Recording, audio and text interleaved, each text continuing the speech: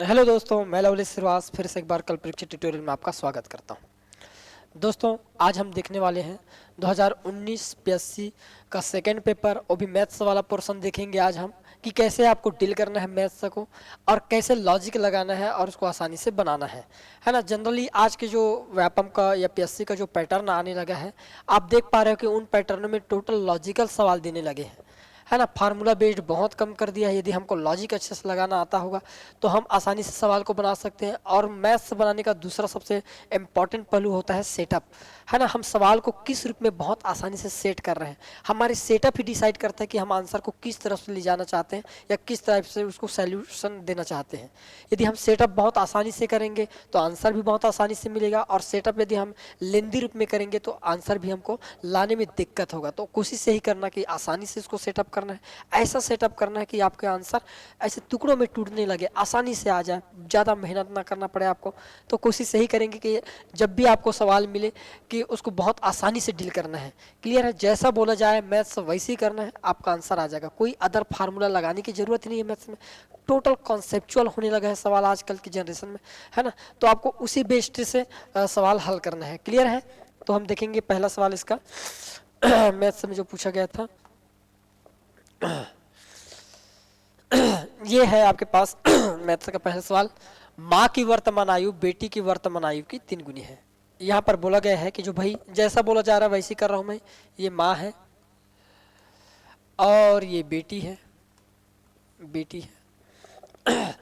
अब माँ की जो वर्तमान आयु है बेटी की वर्तमान आयु की 3 गुनी है। माँ की आयु 3 गुनी होगी तब बेटी की आयु 1 होगी। क्लियर है?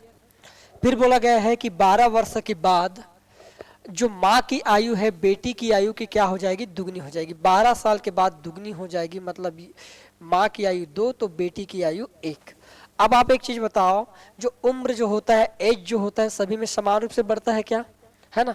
ऐसा तो नहीं कि सिर्फ मेरा उम्र बढ़ने लगा 12 साल बढ़ गया, है ना, या मेरे साथी का नहीं बढ़ा, ऐसा नहीं है। उम्र एक ऐसा पार्ट्स होता है कि यदि हम दो लोगों के बीच कंपेयर करें तो दोनों की उम्र समान रूप से क्या होता है? बढ़ते जाता है ना। तो माँ की भी उम्र 12 साल बढ़ी होगी और बेटी की भी उम्र भी 12 साल बढ़ी होगी। मतलब जो डिफरेंट आएगा इनके बीच वो कॉमन आएगा।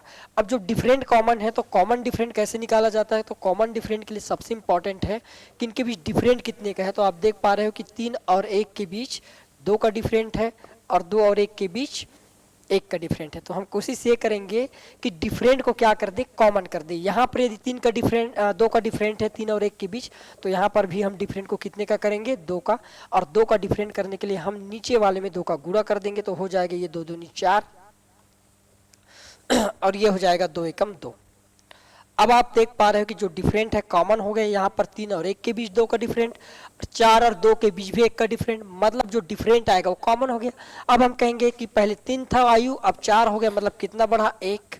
उतना ही डिफरेंट बेटी का भी होना चाहिए ना भाई। पहले 1 थी बेटी का आयु, अब कितना हो गया? 2, तो 1 हो गया। और ये किसके बराबर है? 12 के बराबर। तो बेटी की वर्तमान आयु पूछा गया तो बेटी की वर्तमान आयु 1 है और 1 का मान 12 है। इसका मतलब 12 की वैल्यू कितना हो जाएगा? सॉरी, बेटी की आयु कितना हो जाएगा? 12 साल। तो ये आपका राइट आंसर क्या हो जाएगा? Option number D. क्लियर है? आगे बढ़ते हैं नेक्स्ट सवाल की ओर। दो शहर ए व बी 125 किलोमीटर की दूरी पर है। एक व्यक्ति पी शहर ए से शहर बी की ओर सुबह 7:30 बजे 25 किलोमीटर प्रति घंटे की गति से और व्यक्ति क्यू शहर बी से शहर ए की ओर सुबह 7 बजे 30 किलोमीटर प्रति घंटे की गति से चलते हैं, तो वो कितने बजे मिलेंगे? या मीटिंग, जब भी मीटिंग टाइम निकालना है तो मीटिंग टाइम के लिए इम्पॉर्टेंट होता है दो व्यक्ति जो निकले हैं आपस में मुलाकात करने के लिए वो सेम टाइम पर निकले। अलग अलग टाइम पर निकलेंगे तो आप मीटिंग टाइम कभी डिसाइड नहीं कर सकते। जैसे यहाँ पर ए और बी 2 बिंदु है और इनके बीच की दूरी के दिया गया है टोटल हमको 125 किलोमीटर दे दिया गया है। क्लियर है? पी जो है यहाँ से 25 की स्पीड से निकलता है, 25 किलोमीटर प्रति आवर की स्पीड से। कितने बजे निकलता है? 7:30 बजे। क्यू जो है यहाँ से निकलता है वो भी 30 किलोमीटर की स्पीड से। कितने बजे निकलता है? ये 7 बजे निकलता है। अब एक चीज बताओ मुझे, एक व्यक्ति जो है आपके निकला 7:30 बजे, पी जो है ए से बी की ओर जाना चाहता है और 7:30 बजे निकलता है। हमने देखे जो बी है क्यू जो है बी से 7 बजे निकलता है, मतलब आप देख पा रहे हो कि ये आधा घंटा बाद, ये इसको पहले निकलना है कि नहीं निकलना है, पहले निकल रहा है ये। तो हम कोशिश ये करेंगे कि 7:30 बजे तक इसको चला सकते हैं क्या, इसको तो नहीं चला सकते क्योंकि ये खुद लेट से निकल रहा है, तो लेट से निकलने वाले को नहीं, बल्कि जो पहले निकल गया, देखो ये 7 बजे निकल गया, ये 7:30 बजे है ना। तो हम क्या करते हैं कि क्यू को हम यहाँ पर आधा घंटा क्या करते हैं, चलाते हैं, आधा घंटा। 30 किलोमीटर की स्पीड से यदि आधा घंटा चलेगा तो कितना चलेगा भाई, 1 घंटा में 30 किलोमीटर चलता है, तो आधा घंटा में चल जाएगा 15 किलोमीटर। मतलब क्यू जो है इस बिंदु पर पहुंचेगा तो कितने किलोमीटर की दूरी तय कर लेगा, 15। अब हम कहेंगे कि शेष दूरी बचा कितना फिर, तो भाई 15 तो तय कर लिया, तो दूरी फिर बच गया आपके पास 125 में हमने 15 को कम कर दिए, तो हमारे पास अब दूरी हो गया 110 किलोमीटर। क्लियर है। अब इस 110 किलोमीटर की दूरी को दोनों तय करेंगे, और तय करने के लिए सबसे इंपॉर्टेंट है कि दोनों के टाइम इक्वल होने चाहिए। तो हम देख पा रहे हैं कि अब जो क्यू जो है वो भी 7:30 बजे इस बिंदु पर पहुंच गया, दोनों के टाइम इक्वल होंगे, और टाइम इक्वल हो गए तो आसानी से निकाल सकते हैं। और दूसरी बात यह है कि जब दो व्यक्ति एक विपरीत आते हैं तो चाल क्या होता है, जुड़ जाता है। तो 25 और 30 को जोड़ेंगे तो हो जाएगा कितना, 55। टोटल दूरी है 110, 55 की स्पीड से तय किया जाए तो कितना घंटा के समय लग जाएगा, 2 आवर का समय। मतलब 7:30 बजे के बाद, है ना, 7:30 बजे के बाद 2 घंटे बाद मिल जाएंगे, तो कितने बजे मिलेंगे, तो हम कहेंगे 9:30 बजे आपस में क्या करेंगे, मुलाकात करेंगे। तो आपका राइट आंसर हो जाएगा ऑप्शन नंबर ए जो है आपका इज अ राइट आंसर हो जाएगा। क्लियर है। आगे बढ़ते हैं। यदि P अपान Q बराबर 7 है तब P प्लस Q और P माइनस Q का मान यहाँ पर ज्ञात करना है। ये युगांतर अनुपात का सवाल हो गया क्या। P और Q दिया है हमारे पास, इसका मान 7 है, मतलब कुछ नहीं है, मतलब इकाई अंक पर 1 होता है ना। हमको ज्ञात करना था P प्लस Q अपान P माइनस Q। तो हम कहेंगे एक बार जोड़ेंगे तो 7 में 1 को जोड़ेंगे तो कितना हो जाएगा, 8, और एक बार 7 में से 1 को घटाएंगे तो कितना हो जाएगा, 6। तो जो रेशो बनेगा वो हमारा क्या बन जाएगा, 4 और 5 3। तो राइट आंसर क्या हो जाएगा, ऑप्शन नंबर जो सी है दोस्तों वो आपका द राइट आंसर हो गया है। क्लियर। इसको एकदम जमाने की जरूरत नहीं है, ऐसा जमाना है वैसा जमाना, ऐसा कुछ नहीं है। ठीक है, आप देख पा रहे हो कि एक बार P प्लस Q को जोड़ा गया है, मतलब 7 और 1 को जोड़ेंगे तो 8 हो जाएगा, और 7 में एक बार 1 को घटाया गया है मतलब 6 हो जाएगा। काट देंगे 2 से तो कितना हो जाएगा, 4:3। यही आपका क्या हो जाएगा, is the right answer. Clear. अब यहाँ पर दिया गया है P तथा Q मिलकर किसी काम को 12 दिन में पूरा कर सकते हैं, Q तथा R 6 दिन में, P और R 4 दिन में, तो P Q R तीनों मिलकर इस काम को कितने दिनों में करेंगे बोला गया है। अब हम कहेंगे कि भाई P प्लस Q मिलकर इस काम को 12 दिन में करते हैं, Q प्लस R इस काम को मिलकर 6 दिन में, और R प्लस P मिलकर इस काम को 4 दिन में पूरा करते हैं। यही है ना, 4 दिन में करते हैं। तो हम टोटल वर्क ऑफ एफिशिएंसी ले लेंगे। टोटल ऑफ वर्क एफिशिएंसी कितना हो जाएगा, 12, 6 और 4 का एलसीएम, तो 12, 6 और 4 का एलसीएम कितना हो गया, 12। क्लियर। अब हम क्या करेंगे, यहाँ पर 12 से 12 को भाग देंगे तो कितने बार जाएगा, 1 बार। मतलब P और Q की जो एफिशिएंसी है, दक्षता है, वो 1 यूनिट है 1 दिन में। उसी प्रकार Q और R की कितने हो जाएगा, 6 दूनी 12, 2 यूनिट है 1 दिन में। उसी प्रकार R और P की कितना हो जाएगा, 3 वर्क ऑफ यूनिट है 1 दिन में।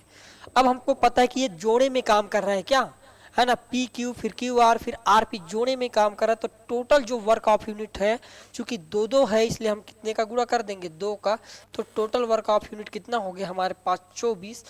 2 काम कर रहे हैं, जोड़े में काम कर रहे हैं, तो हम इन सभी को क्या कर देंगे, ऐड कर देंगे। तो 1 2 3 हो गया, 3 और 3 कितना हो जाएगा, 6।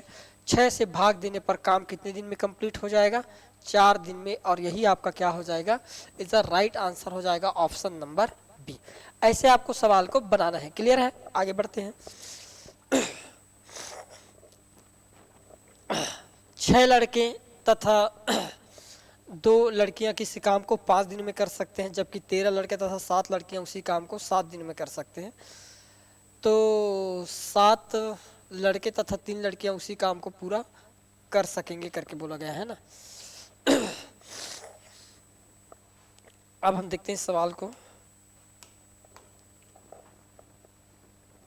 हमारे पास है, कहाँ पर हल दें इसका, यहीं पर कर देते हैं। 6 लड़के प्लस हमारे पास 2 गर्ल्स है और दोनों मिलकर काम कितने दिन में करते हैं? 5 दिन में। उतना ही काम को हमको फिर दिया गया है कि 13 लड़के मतलब 13 बॉयज प्लस 7 लड़कियां 7 गर्ल्स मिलकर कर लेती हैं कितने दिन में? 2 दिनों में। यही है। अब हम गुणा कर देंगे अंदर, तो 6 पंचे 30 बॉयज, 5 दूनी 10 गर्ल्स, है ना, ऐसे लिख रहा हूँ, बराबर उसी प्रकार हो जाएगा 13 दूनी 26 बॉयज प्लस 7 दूनी 14 गर्ल्स हो जाएगा। कितना हो जाएगा? 7 दूनी 14 गर्ल्स। क्लियर है।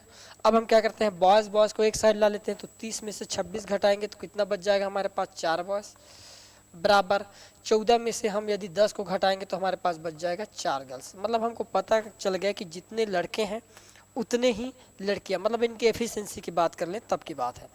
अब हम इस सवाल को आसानी से डील कर सकते हैं। फिर यहाँ से हमारे पास शुरू में 6 लड़के थे तो 6 बॉयज और चूंकि जितने लड़के उतने दोनों की एफिशिएंसी सेम है, तो सेम है तो हम क्या करेंगे, 6 और 2 कितना हो जाएगा? 8, और दोनों मिलकर काम करते हैं इस काम को कितने दिन में? 5 दिन में। तो उसी काम को करेंगे कौन? 7 लड़के और 3 लड़कियां, तो 7 और 3 कितना हो जाएगा यहाँ पर? 10। ऐसे लिख सकते हैं कि आप 5 कम 5, 5 दूनी 10, ठीक है। 2 एक कम 2 और 6, और काटने पर कितने बार में कट जाएगा? 4 बार में। तो काम को कितने दिन में कंप्लीट कर लिया जाएगा? 4 दिन में। तो आपका राइट आंसर हो जाएगा ऑप्शन नंबर ए जो है आपका राइट आंसर हो जाएगा। थोड़ा सा मैं फास्ट करने की कोशिश करता हूँ, है ना। ऐसा नहीं कि 6 + 2 को नहीं काट सकते, 6 और 2 8 हुआ है, और 8 को 2 से काटने पर कितना है? 4। क्लियर है। ओके, आगे बढ़ते हैं। Paul has some hens and some goats. If all heads of animals are 43 and feet are 142, then how many hens Paul does have? यहाँ पर बोला गया है कि पाल के पास कुछ मुर्गी और कुछ बकरी है। यदि उनके सिरों की संख्या गिना जाए तो 43 होता है और उनके पैरों की संख्या 142 है। तो देन हाउ मेनी हेन्स, तो बोला गया है कि तो पाल के पास कुल कितने मुर्गी है, ये पूछा गया है। और यह जब भी आपको इस टाइप के जानवरों के से बेस्ड सवाल पूछा जाए तो आपको क्या बनाना, कैसे बनाना इस सवाल को? जब भी आपको 2 पैर वाले 2 लेग्स वाले जानवर हो का संख्या निकालना है तो क्या करते हैं? उसके लिए तरीका है, सिर को दुगना करना है, सिर दुगना माइनस पैर का आधा, पैर का क्या कर देना है? आधा। ठीक, तो जैसे ही आप घटाओगे आपका क्या मिल जाएगा? डायरेक्ट 2 पैर वाले जानवर की संख्या मिल जाएगा। अब हमारे पास टोटल सिर है कितने यहाँ पर? 43, तो 43 का दुगना कितना हो जाएगा? हम लिखेंगे 86। टोटल पैर कितने हैं? 142 है, और 142 का आधा कितना हो जाता है? 71। तो 86 में से 71 घटाएंगे तो कितना आ जाएगा? 15। तो पाल के पास मुर्गियों की संख्या कितना रहा होगा? 15, और यही आपका क्या हो जाएगा? Is the right answer. जब भी इस टाइप के सवाल आए तो आपको यही करना है, सिर को दुगना कर देना है और पैर को आधा कर देना है, और जैसे ही आप घटाओगे आपको डायरेक्ट 2 पैर वाले जानवर की संख्या मिलना चालू हो जाएगा। क्लियर है। आगे बढ़ते हैं। यदि किसी स्कूल में 60% छात्र बालक हैं तथा छात्राओं की संख्या 812 है, तब बालकों की संख्या पूछा गया है।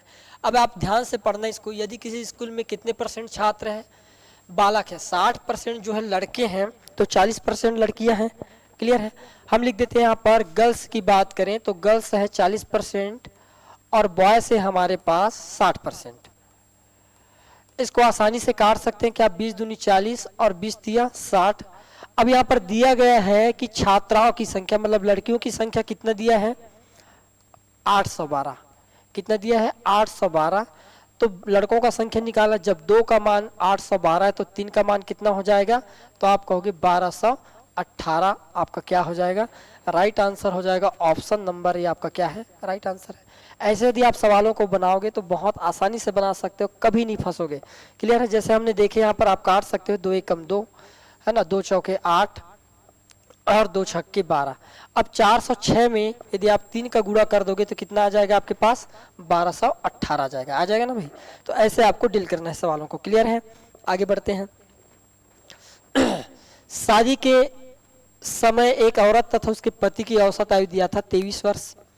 5 वर्ष के बाद उनके पास 1 वर्ष का बच्चा है। अब सारे परिवार की औसत आयु कितनी है, पूछा गया है। अब बताओ, शादी के समय एक औरत और उसके पति की औसत आयु था 23 साल, मतलब दोनों को लगभग एवरेज एज की बात करें तो पत्नी की भी 23 साल और पति का भी उम्र कितना था, लगभग 23 साल। लगभग नहीं, 23 साल ही था। अब 5 साल के बाद दोनों का उम्र बढ़ेगा 5-5 साल। ऐसा नहीं कि केवल पति का बढ़ेगा, पत्नी का नहीं बढ़ सकता, ऐसा नहीं है। उम्र एक ऐसा पार्ट्स होता है जो दो लोग हैं तो दोनों के बीच यदि हम कंपेयर कर रहे हैं तो दोनों की उम्र 5-5 साल बढ़ाना पड़ेगा। तो हम दोनों की उम्र 5-5 साल बढ़ाएंगे तो हम कहेंगे कि भाई पत्नी भी अब 23 में 5 जोड़ेंगे तो 28 का, पति भी 28 का, और उनके पास 1 साल का बच्चा भी हो गया है, एक। अब टोटल कितने व्यक्ति हो गए हैं, 3 व्यक्ति हो गए। तो हम कहेंगे 28 और 28 कितना हो गया, 56 और एक टोटल कितना हो गया, 57। और चूंकि 3 लोग हैं और एवरेज निकालना है तो एवरेज कितना आ जाएगा आपके पास, 19 साल। और यही आपका क्या है, right answer, option number A. Clear है? आगे बढ़ते हैं नेक्स्ट सवाल की ओर। 5 सतत विषम संख्याओं A B C D E का औसत 41 है। ए और ई का गुणनफल पूछा गया है। हमारे पास 5 लगातार संख्या दे देते हैं। चलो यहाँ पर लिख रहा हूँ मैं, ए बी सी डी और ई।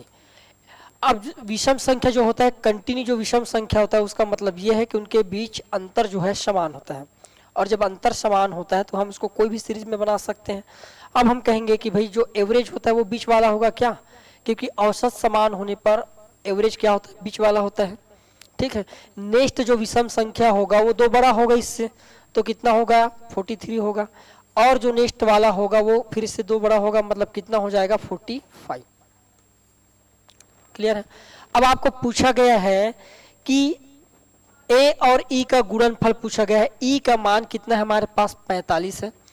आपको 5 का डेफिनेशन पता होगा। 5 किसी भी विषम संख्या के साथ जब भी गुणा करता है लास्ट में 5 जरूर छोड़ता है। तो हम कहेंगे कि लास्ट यदि 5 छोड़ता है इकाई अंक पर, तो यहाँ तो इकाई अंक पर 7 है, यहाँ पर इकाई अंक पर 7 है, यहाँ पर इकाई अंक पर 1 है। तो आपका राइट आंसर क्या हो जाएगा, ऑप्शन नंबर सी जो है आपका राइट आंसर हो जाएगा। क्लियर है? आगे बढ़ते हैं। 8400 का 32% प्लस 760 का 15% का मान क्या हो गया? तो बहुत आसान है ना। 8400 का सबसे पहले आपको निकाल लेना है 32%, मतलब 32 और परसेंट के ये हो गया हमारे पास 100। फिर प्लस 760 का बोला गया है कि 760 का कितना निकालना है, 15%, तो 15 बटे ये लिख देते हैं 100। क्लियर? जीरो से वाला जीरो खत्म, ये 2 जीरो से ये 2 जीरो खत्म। अब हम हमारे पास है 5 से कट जाएगा क्या, 5 तिया 15 और 5 दूनी 10। ठीक है, 2 एकम 2 और ये हो जाएगा 2 तिया 6 और 2 अट्ठे 16। तो 3 आठे कितना हो जाएगा यहाँ पर गुणा करने पर, 3 आठे 24 की 4, हाथ क्या 2, 3 तिया 9 और 2 11, 114।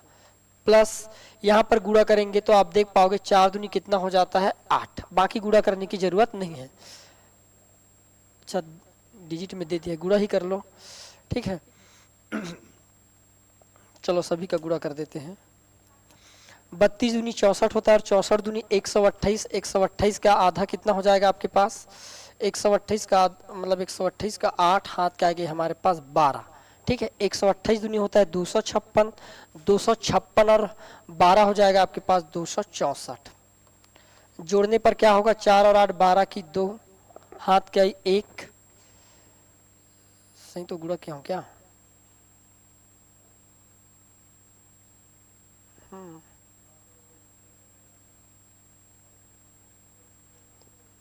अंठावन।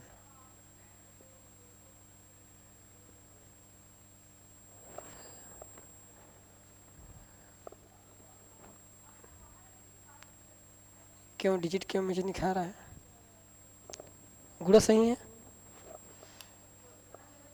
अच्छा, ये गड़बड़ हो गया क्या, 32 दूनी 64 और 64 कितना चलो मैं गुणा ही कर लेता हूँ फिर। वैसे तो ठीक कर रहा हूँ ना कंपैरिजन से मैं। अच्छा 26 88, ठीक, जोड़ने में गलत कर दिया था क्या, ठीक है। 4 2 ये हो गया 8 और 4 2, हाथ का 1, 8 और 1 9, 9 और 1 10 की 0, 0 2 इकाई अंक पर आना चाहिए। तो 0 2 कहाँ पर है आपके पास, ऑप्शन नंबर डी जो है आपका राइट आंसर हो जाएगा। क्लियर है, इस टाइप के आपको सवाल को बनाना है। आगे बढ़ते हैं नेक्स्ट सवाल की ओर।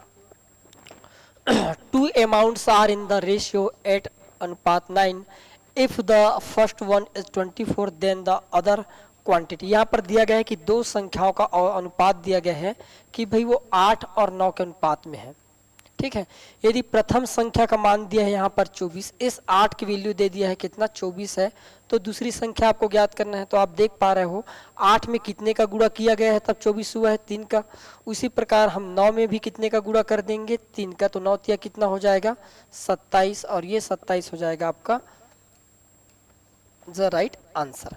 क्लियर है, आगे बढ़ते हैं नेक्स्ट सवाल की ओर। किसी संख्या का 2 गुना से 15 कम 25 के बराबर है, तब वह संख्या क्या होगी। अब यहाँ पर एक ध्यान से समझना है ना, सवालों को जब भी समझना है तो उसको आसानी से समझने की कोशिश करना क्या बोलना चाह रहा है।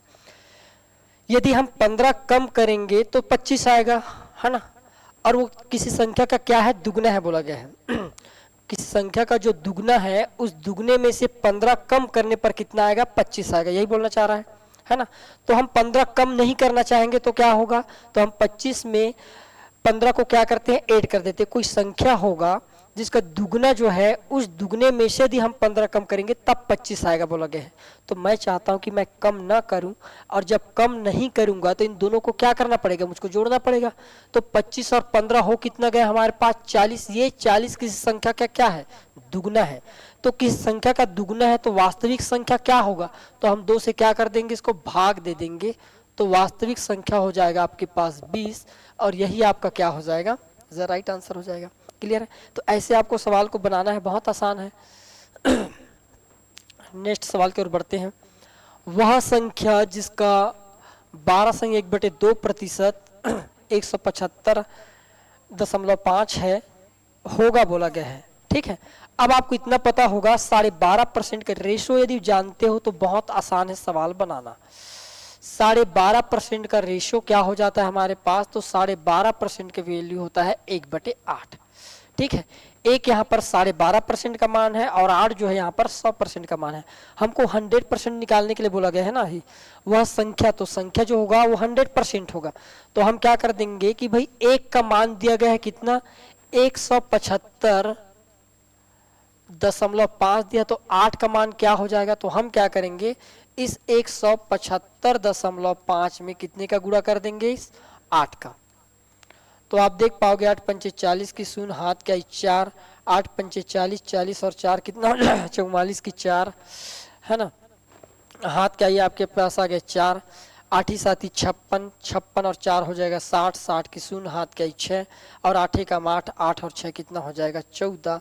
तो आपका राइट आंसर क्या हो जाएगा 1404। तो ये हो जाएगा ऑप्शन नंबर, ये आपका राइट आंसर हो जाएगा। क्लियर है, आगे बढ़ते हैं नेक्स्ट सवाल की ओर। यदि n और p दो विषम संख्या हैं तो निम्नलिखित संख्याओं में से कौन सी संख्या सम होगी। सम, है ना, सम का मतलब क्या होता है, सम संख्या की पॉसिबिलिटी ये होता है कि दो विषम संख्याओं का योग, हमेशा याद रखना, दो विषम संख्याओं का योग हमेशा क्या होता है, सम संख्या होता है, है ना। दो विषम संख्याओं का योग हमेशा क्या होता है, विषम संख्या होता है। अब मान लो हमारे पास, हमको पता है कि भाई दो विषम संख्याओं का योग क्या होता है, हमेशा याद रखना कि भाई दो विषम संख्याओं का योग हमेशा एक सम संख्या होता है। अब हमारे पास पहले पॉसिबिलिटी है कि मान लो हम यहाँ पर कुछ भी मान सकते हैं, इसमें कोई दिक्कत नहीं है, ठीक है। मैंने कहा n = p = 1, क्योंकि 1 एक क्या है, विषम संख्या है, मानते हो इस चीज को, 1 एक विषम संख्या है। मैंने n और p दोनों को विषम संख्या मान लिया। तो बताओ, एक यहाँ पर 1 का गुणा 1 के साथ करेंगे, क्या एक विषम संख्या, गलत। दूसरा हम रखेंगे कि 1 + 1 कितना हो जाएगा 2, ये क्या है, सम संख्या। तीसरा में रखेंगे तो भाई 1 और 1 का गुणा करेंगे, 1 1 और 2 कितना हो जाएगा आपके पास 3, ये विषम संख्या नहीं है। यहाँ पर हल करेंगे तो 1 और 1 कितना हो जाएगा 2, और 2 में 1 जोड़ेंगे तो कितना आ जाएगा 3, ये भी एक विषम संख्या नहीं। तो आपका राइट आंसर क्या है, ऑप्शन नंबर बी आपका क्या हो जाएगा, इज अ राइट आंसर हो जाएगा। क्लियर है दोस्तों, ऐसे आपको डील करना है, बहुत आसानी से डील करना है भाई, सवालों को बर्डन नहीं लेना है, फार्मूला यूज नहीं करना है। मैं नहीं चाहता कि आप फार्मूला यूज करो, जरूर जहाँ जरूरत है वहाँ पर फार्मूला लगाना, तो लेकिन कोशिश ये करना कि ज़्यादातर आप जो भी आपको बेसिक्स होता है ना, जो कॉन्सेप्चुअल होता है, उस हिसाब से आपको डील करना, तो आप बहुत आसानी से डील कर सकते हो। मेरा दावा है कि कोई भी सवाल आपसे नहीं छूटेगा, चाहे कितना भी टफ से टफ सवाल क्यों ना हो, उसको आप आसानी से बना सकते हो। कब, जब आप लॉजिकल और उसको एक सिस्टम से बनाने की कोशिश करोगे, तब ये तरीका आपको आना चाहिए। जैसे जैसे व्यापम ने अपना रूप बदल रहा है, पीएससी अपना रूप बदल रहा है, तो उसके अकॉर्डिंग आपको चेंज होना, ये नहीं कि वही तरीका अपना रहे हैं जो बरसों से चले आ रहा है, वैसे में फंस जाओगे, जरा भी गणित नहीं बना पाओगे। वो गणित बन जाएगा जो सबसे बनेगा, है ना। लेकिन हमको, हमारा क्या होता है, सिलेक्शन का मेन पर्पस होता है ज़्यादा से ज़्यादा स्कोर करना, है ना, तभी हम सिलेक्शन लेते हैं। क्लियर है, समझ रहे हो मेरी बात, ठीक। तो ऐसे आपको सवालों को डील करना भी आसानी से। एक बंदर 30 मीटर ऊंचे खंभे पर चढ़ता है, वह पहले मिनट में 15 मीटर चढ़ता है, किंतु दूसरे मिनट में 12 मीटर फिसल जाता है। खंभे के शीर्ष पर बंदर के पहुंचने तक यह प्रक्रिया जारी है। खंभे के शीर्ष तक पहुंचने का समय क्या है, पूछा गया है। एक चीज बताओ, ये हम बना देते हैं खंभा, बहुत बड़ा खंभा बना देते हैं, ठीक है। ऐसे यहाँ पर एक बंदर चढ़ेगा, ये बंदर है आपके पास, चढ़ रहा है। बंदर ये है कि भाई 1 मिनट में जो बंदर है, पहले मिनट में बोला गया है 15 चढ़ता है, 15 मीटर। फिर अगले 1 मिनट में ये बंदर होता है 12 मीटर फिसल जाता है। अब सोच कर देखो आप, पहले मिनट में 15 चढ़ा, फिर 12 खिसक गया, तो भाई केवल 3 ही चढ़ पाया मैं ना, क्योंकि 15 चढ़ा था, फिर 12 फिसल गया, तो मैं 3 चढ़ पाया। मतलब मैं ये कह सकता हूँ कि इस पॉसिबल के हिसाब से भाई कि मैं 2 मिनट में केवल कितना चढ़ पाया, 3 मीटर, 3 मीटर चढ़ पाया। इस खंबे की जो टोटल ऊंचाई है वो 30 मीटर की है। कितनी दिया है, 30 मीटर दिया गया है। 30 मीटर ऊंचा है खंबा। मैंने कोशिश किया कि भाई बंदर जो है 2 मिनट में केवल 3 मीटर चढ़ता है, लेकिन एक चीज ध्यान रखना, जब अंतिम बार चढ़ेगा वो, ऐसा तो कहीं कंडीशन आएगा, ऐसा कोई जगह आएगा जहां से वो चढ़ेगा, फिर वो चढ़ ही जाएगा, वो फिसलेगा नहीं, है ना। जो खंभा है, अब ऊपर में चढ़ गया तो काहे का फिसलना, है ना। ऐसे जो चढ़ने वाला होता है वहां पर फिसलता, समझ आता, ऊपर में बैठ गया तो फिसलेगा नहीं। तो अंतिम बार जब चढ़ेगा तो 15 मीटर चढ़ेगा डायरेक्ट और फिसलेगा नहीं। तो हम क्या करते हैं, पहले चढ़ा ही देते हैं। अब हम 30 में से इस 15 को चढ़ाए, यदि हम 15 को चढ़ा दिए तो हमारे पास अब बच गया कितने मीटर का खेल, 15 मीटर का खेल। 15 मीटर तक ही उसको चढ़ना है, 15 मीटर तक चढ़ना है। इसका मतलब यदि हमको समय निकालना है तो 2 मिनट में कितना चलता है, 3 मीटर चढ़ता है, कितने में, 2 मिनट में। तो 15 मीटर को चढ़ने में 3 एकम 3 और 3 5, कितना लग जाएगा, 10 मिनट का समय। और जब अंतिम मिनट में चढ़ेगा तो उतरेगा नहीं, तो 10 और 1 कितना हो जाएगा आपके पास, टोटल 11 मिनट का समय। तो ये हो जाएगा आपका right answer, option number B. Clear है, ऐसे आपको सवाल को डील करना बहुत आसानी से बना पाओगे। आगे बढ़ते हैं नेक्स्ट सवाल की ओर। सुनील ने 1350 में 2 वस्तुएं क्रय की। उसने एक वस्तु को 6% हानि पर तथा दूसरी वस्तु को 7.5% लाभ पर बेचा। इस सौदे में न लाभ न हानि हुई, तो दोनों वस्तुओं के क्रय मूल्य क्या है। जब भी इस टाइप के सवाल आए, एक वस्तु को लाभ पर बेचा जाए, दूसरी वस्तु को हानि पर बेचा जाए, और टोटल सौदे में ना तो लाभ हो और ना हानि हो, तो याद रखना, जो प्रॉफिट या लॉस पर जो बेचे जाते हैं और ना लाभ होता है और ना हानि होता है, उस कंडीशन में वो परसेंट इक्वली चेंज हो जाता है और वही बन जाता है सीपी का अनुपात। जैसे मुझे यहाँ पर दिया गया है कि ये पहले वस्तु है जिसको 6% के लाभ पर बेचा गया, दूसरी वस्तु है जिसको 7.5% के लाभ पर बेचा गया। ना प्रॉफिट हो रहा है ना लाभ हो रहा है, तो हम कह सकते हैं कि ये जो अनुपात इनवर्स चेंज हो जाकर क्रय मूल्य बन जाएगा 7.5 और ये क्रय मूल्य बन गया आपके पास 6। मतलब मैं ये कह सकता हूँ कि पहली वस्तु का क्रय मूल्य 7.5 और दूसरी वस्तु का क्रय मूल्य 6 है। दोनों को जोड़ने पर क्या हो जाएगा हमारे पास, 7.5 और 6 को जोड़ने पर होता है 13.5 और इस 13.5 का मान दिया है 1350 रुपए। आप देख पा रहे हो कितने गुना है, ये 100 गुना है, तो हम सभी में 100 का गुना कर देंगे। 100 का गुना करने पर 750 रुपए, यहाँ पर 100 का गुना करने पर 600 रुपए। तो दोनों जो वस्तुओं का जो क्रय मूल्य है वो कौन कौन सा हो जाएगा, 750 रुपए और 600 रुपए हो जाएगा। क्लियर है, आगे बढ़ते हैं।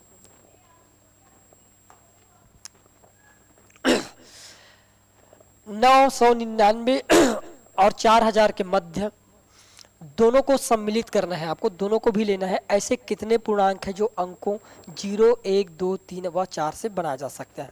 हमारे पास अंक दिया गया 0, 1, 2, 3 और 4 से बनना चाहिए।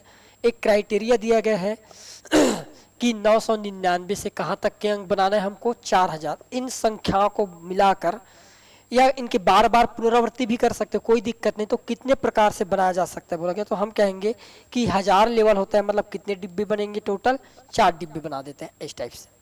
क्लियर है। अब बताओ हमको 4000 तक ही बनाना है, 4000 से ऊपर नहीं बना सकते। तो पहले डिब्बों को कितने प्रकार से भर सकते हैं, ध्यान से देखना है ना। पहले डिब्बों में हम देखो, पहले डिब्बे में हम 0 नहीं रख सकते, 0 रखेंगे तो वो 100 में गिना जाएगा, 1000 तक पहुंचेगा नहीं, तो हम 0 नहीं रख सकते। दूसरे डिब्बे में हम पहले डिब्बे में तो 1 रख सकते हैं, 2 रख सकते हैं, 3 रख सकते हैं, 4 नहीं रख सकते। यदि 4 रखेंगे तो 4000 से ऊपर बनने लगेगा। तो पहले डिब्बे में हम इसको केवल 3 प्रकार से भर सकते हैं। बाकी के जितने भी डिब्बे होंगे 1, 2, 3, 4 और 5, 5 तरीके से इसको भरा जा सकता है। अब सभी का आपस में गुणा कर दिया जाए, 5 25, 25 पंच 125 और 125 दिया हो जाता है आपके पास 375 अंक। क्लियर है। ये 375 अंक है आपके 9999 से लेकर 4000 के पहले तक का। क्लियर है। 999 और 4000 के बीच में केवल कितने अंक बन सकते हैं, टोटल 375। अब बोला गया है कि इनको शामिल भी किया जा सकता है, तो बताओ हम इनको शामिल कर सकते हैं क्या, नहीं कर सकते, क्योंकि 0, 1, 2, 3, 4 से ये अंक नहीं बनाया जा सकता। ये संख्या 9 से बना है, इसलिए इसको शामिल नहीं कर सकते। क्या इसको शामिल कर सकते हैं, बिल्कुल कर सकते हैं, क्योंकि 4 है और 0 है, तो 4 और 0 से बनाया जा सकता है। इसलिए एक और संख्या ऐड हो जाएगा, तो टोटल कितने संख्या बनाया जा सकता है, 376। और यही आपका क्या हो जाएगा, इज अ राइट आंसर हो जाएगा। क्लियर है। आगे बढ़ते हैं नेक्स्ट सवाल की ओर। यदि n का मान दिया गया है कि भाई n है हमारे पास, इस n की वैल्यू दिया है 7 की पावर 95 माइनस 3 की पावर 58, तब n में इकाई का स्थान पूछा गया है। अब इकाई के अंक ज्ञात करने के लिए क्या करते हैं, 7 और 3 की जो साइक्लिसिटी होती है वो 4 की होती है, पता है। साइक्लिसिटी यदि 4 की है तो हम 4 से भाग दे देंगे, 4 से भाग देंगे। यदि मान लो हम 95 को 4 से भाग देंगे तो कितने बार जाएगा, 92 तक कटेगा, कितना शेष बच गया, 3 शेष बच गया, मतलब 7 की पावर 3 माइनस इसको यदि हम 4 से भाग देंगे तो 56 तक जाएगा, तो बच गया हमारे पास कितना, 2, मतलब 3 की पावर लिख सकते हैं हम कितना, 2। क्लियर है। अब हमको पता है 7 का क्यूब होता है 343 और 3 का वर्ग होता है 9, और घटाएंगे तो कितना हो जाएगा, तो 13 में 9 जाएगा, तो क्या बच जाएगा, इकाई अंक 4, और यही हो जाएगा आपका राइट आंसर। क्लियर है। नेक्स्ट बढ़ते हैं आगे सवाल की ओर। रेत और लोहे के 1 किलोग्राम मिश्रण में 20% लोहा है, कितना रेत और मिला दिया जाए जिससे कि मिश्रण में लोहा 10% हो जा रहा है। आप क्या चीज मिला रहे हो, रेत। हमेशा याद रखना ये फिक्स डाटा का सवाल है। फिक्स डाटा मतलब ऐसा होता है कि जो चीज हम मिलाते हैं उसके प्रतिशत को नहीं लिया जाता, उसके प्रतिशत को न के बराबर माना जाता है, और जो हम नहीं मिला रहे हैं उसके प्रतिशत को वास्तविक मानते हैं।